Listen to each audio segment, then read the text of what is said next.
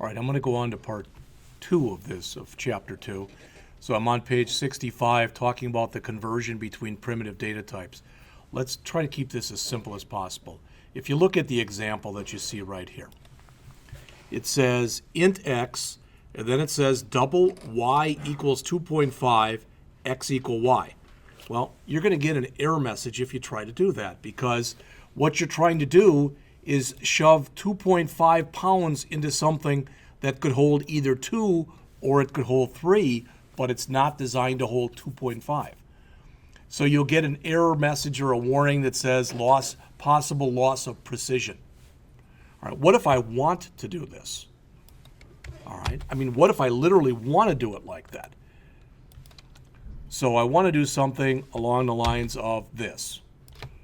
All right, if I want to say that, well, I could say, for example, int. And then by default, what that's going to do is it's going to throw away the decimal part. All right, well, what if I want the decimal part? Well, then I can say int, but I can tell it first to do a math.round of y. See what I'm saying? So there's ways around all this stuff. In fact, it's probably going to end up being math.round, and the y is probably what's going to be in here. So that would make it 3. So that's 2 different ways that you can do it. All right? But by itself, you know, if you go the other way, what if we said this? What if we said double y. In fact, let's do this. We'll say int x equals 321. All right, double y. And then we want to change that, so we want it to say y equals x. Not a problem, because it takes x, 321, copies it into y, so y now holds 321.0. All right, so the bottom line is, just to try to keep it real simple, the system says, oh, if you've got stuff that combines ints and doubles or ints and floats, floats and doubles are higher on the hierarchy than ints and all the other types. So do what you can as far as trying to convert these things. And that's what he's showing right here. So that goes from the lowest to the highest. So if I try to add together a byte variable and a short, it'll take that byte and it'll convert it itself into a short and then do the add. As much as it possibly can, it tries to keep apples with apples and oranges with oranges. It tries not to mix anything. That doesn't mean that you can't use the cast, like I already mentioned, to make things happen. All right? So in that example right there, we've got double x, int y equals 10, x equal y, and it says it'll do it, but if you want to make sure that it does it correctly, you can do what's called casting. And he gives you examples of casting right here on page 66. Again, this is one of those kind of things, in all seriousness, that's going to be so simple that after you've done it once or twice, all right, it's just, you'll just do it basically without thinking. But what I want to mention to you is what the example they gave before, because the author did this. He said int x equals 5, int y equals 2, int, in fact, we'll make it a double z, that should have been a y, double z equals x divided by y. What that's going to do is z will be equal to 2.0. That's not what we want.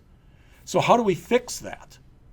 All right. There's a bunch of different ways, but I'm just going to very quickly show you the 3 ways that you probably see most often. Just grab that line there and copy it. So any of these 3 ways that I'm about to show you here, any of these 3 will work. I can say double like that. I can say double like that. Or if I really want to go nuts, I can cast them both. So in all 3 of these cases, it'll equal 2.5. All right? Usually you just do one or the other, and you can put a blank space there. It doesn't really matter whether you do or you don't. All right?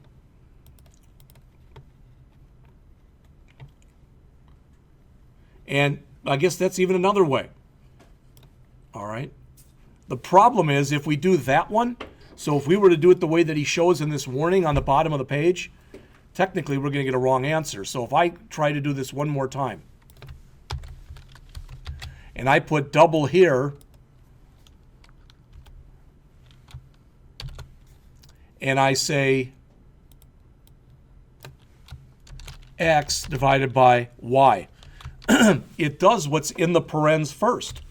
So it does the x divided by a y. It does the 5 divided by 2. It throws away the 0.5, and then it makes it a double. So that one's not going to give you the right answer. But it won't complain if you do that. You probably will not even get a warning message, but just don't do it that way. All right. All right. They give you a bunch of ways that you can mix this different stuff. I mean, I'll let you read through it. There's nothing we haven't already covered. All right. Final, we already mentioned. Brandon said that's probably a better word, and I agree with him. All right. And anything can be of type final. An int, a double, any of those basic data types that we talked about before. Even a string can be a final. Normally, when you create a constant, you put it in uppercase like this. You don't have to do that, but normally you do. All right. I don't care when you do it. This is the one time if you want to go and put the underscore in there, it's okay. Or you can run the two words together and have them say interest rate, whichever is easiest for you. Bless you. There are built-in constants. That's automatically set, as you can see up above, to 3.14159, and a lot more decimal places than I care to read off to you. So you don't have to ever create your own variable that's equal to pi if you don't want to. All right. And as the author says, for more information on the math class, go to Appendix F, and now you know that you can go out to on the P drive.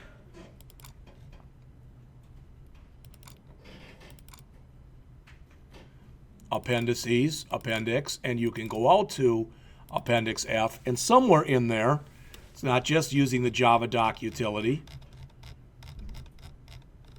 It did say F, didn't he? Because this looks like it's all Java doc.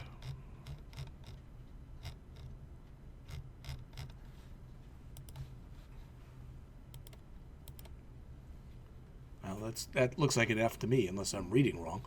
All right, I don't think that's where the math class is. I think it's in one of the other appendices. All right, strings are a class. Now I want to show you something, and you probably never do this, but I want to show it to you anyway. All right, if I want to create a variable, so I want to create a variable right here, and I want to call it first name. Okay, I'll make this a little bigger. So I come in here and I say string first name equals Jeff. That's totally legit. Nothing wrong with doing it like that. Big S, because string is a class. First name, that's the name of my variable. Equal, which means assign. And so I'm assigning the string Jeff to the string variable first name. All that makes sense? What actually happens in Java when you do this is it does this.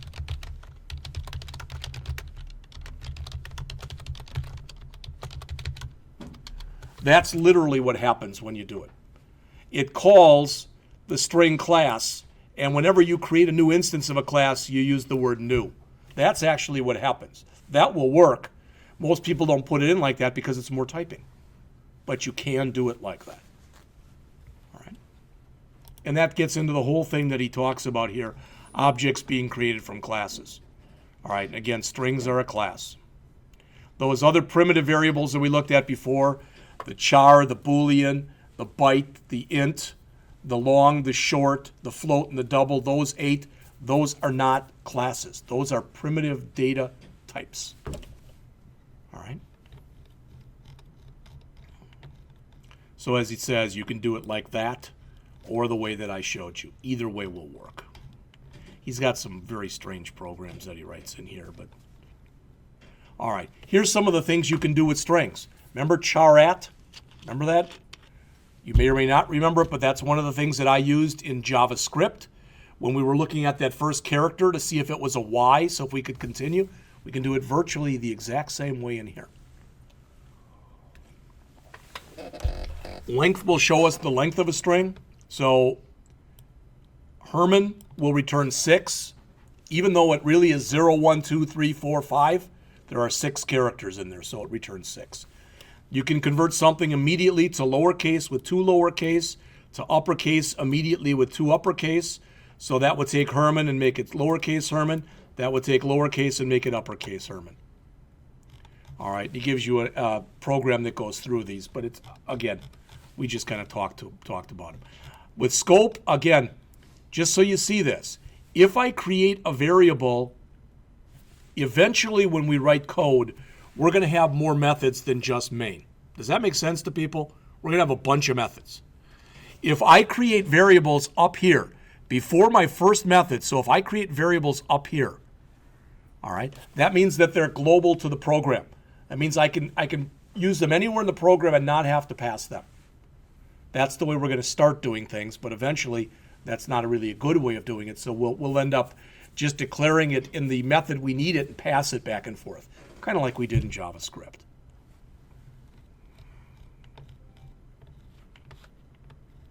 Comments we've talked about, single line comments, multi-line comments.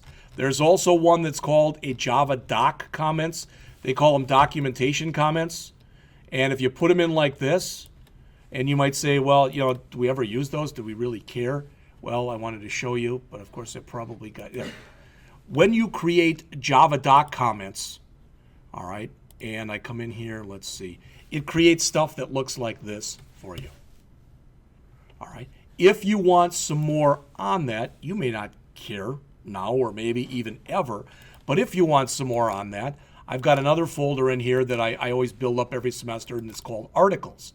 And it's got an article it's an online article that's called Lab 4 Java Doc. All right. And the only reason I mention that is in here, they talk about how you compile with Java Doc, and it's in here someplace. That's what you end up creating. All right. And literally, when you do it, all you have to do is put a flag onto the compiler to tell it to compile it using Java Doc. All right. We'll talk about that, but not very much.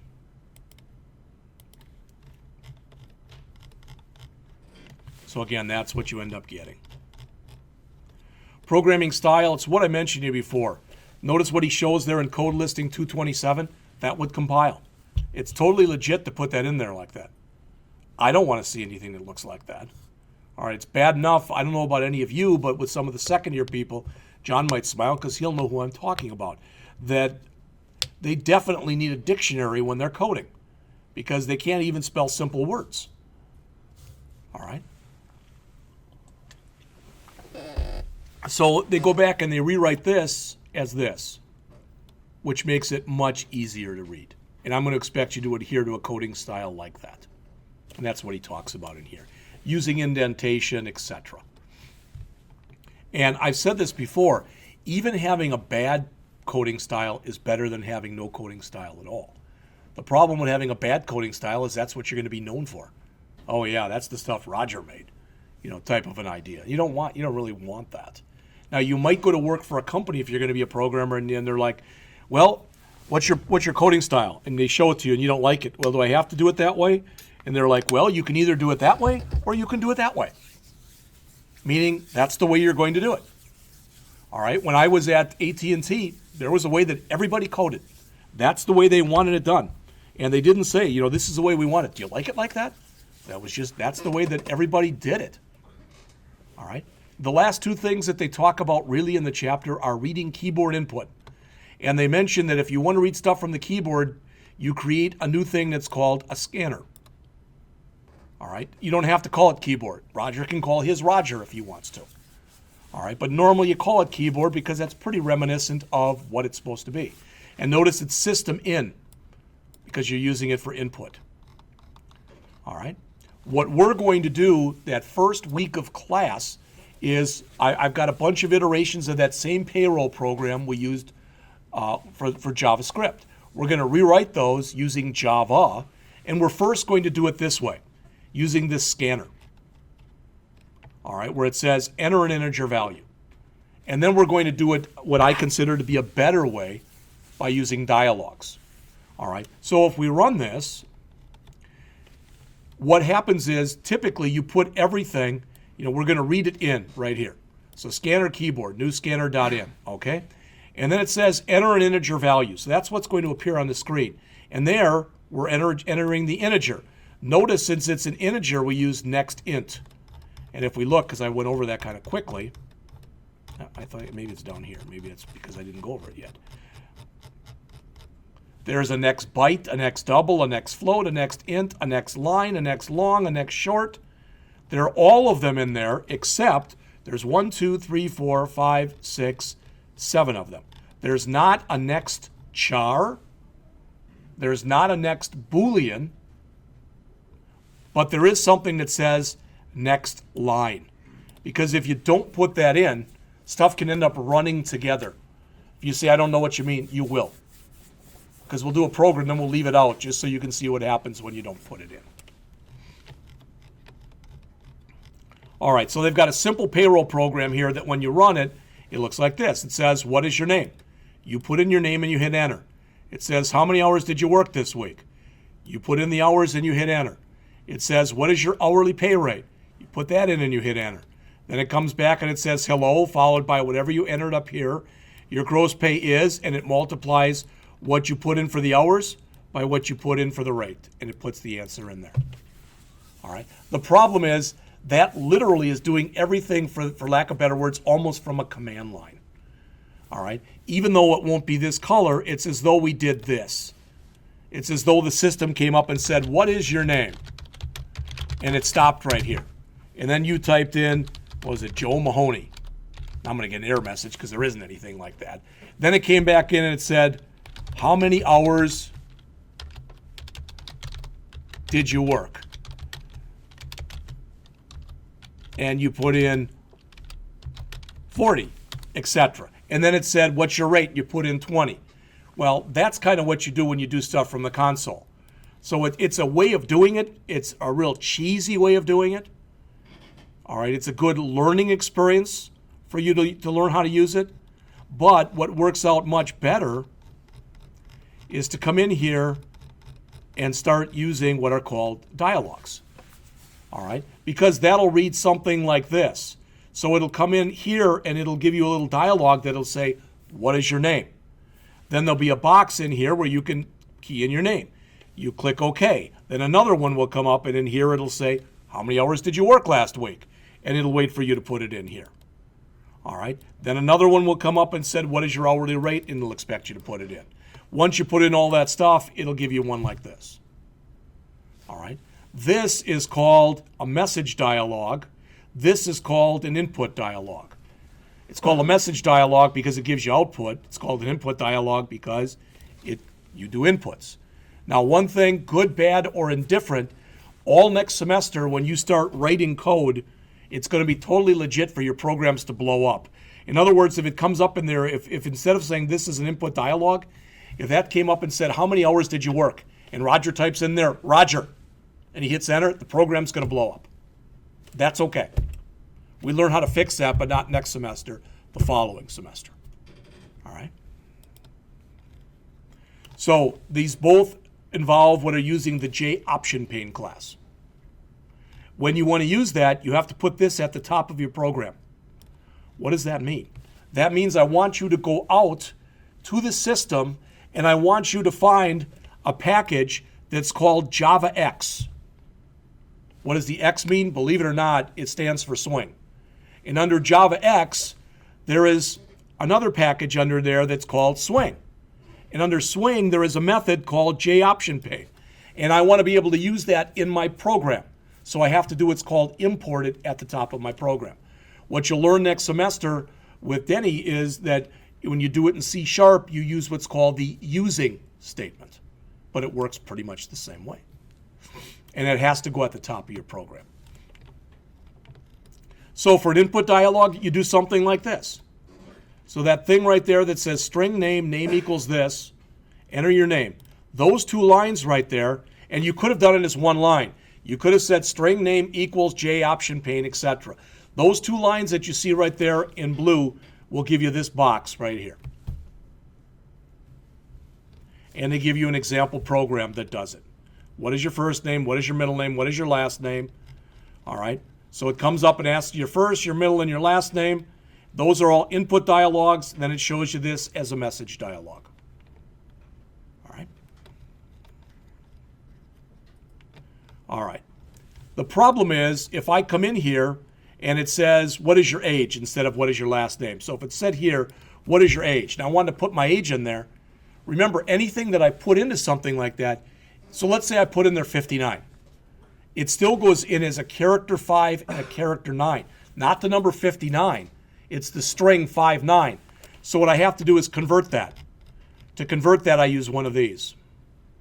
Notice these are all the 6 number types. Byte.parse byte, double.parse double, integer.parse int.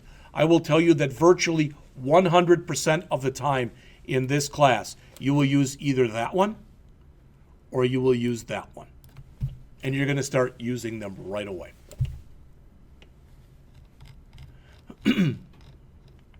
So he goes through the same dialogue, same program, but he says, what's your name, how many hours did you work, what's your hourly rate, and it tells you what your gross pay is.